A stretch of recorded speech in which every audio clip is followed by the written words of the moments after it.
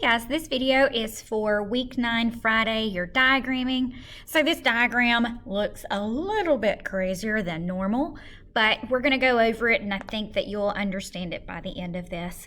You know that when you are diagramming a sentence, no matter what it looks like, no matter the length of the sentence, if it's interrogative, declarative, exclamatory, imperative, no matter what, your diagram always starts with the two most basic lines.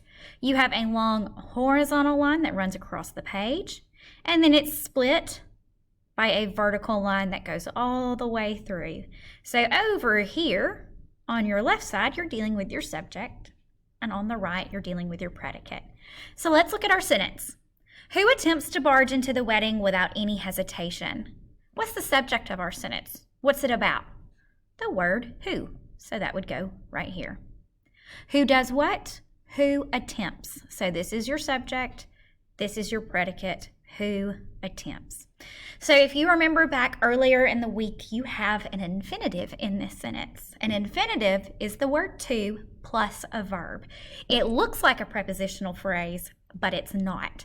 An infinitive is to and a verb. So that would be to barge. Now, your infinitive is going to be diagrammed very different from anything else. So your infinitive actually looks like a headless stick figure. You can see it here. Here's the long torso. Here are the legs. And on top, you have that prepositional phrase set up. It looks like a really wide L or an obtuse angle. This is what your prepositional phrase normally looks like. Your infinitive gets the same setup, except now it's on a little headless stick figure. So your infinitive is to barge. So the word to goes here on top. Barge goes on this horizontal line. Okay. Who attempts to barge? Now your infinitive is just the word to plus a verb. You have what's called an infinitive phrase. The infinitive phrase is the infinitive and anything that is describing it. And you actually have a very long infinitive phrase in this sentence.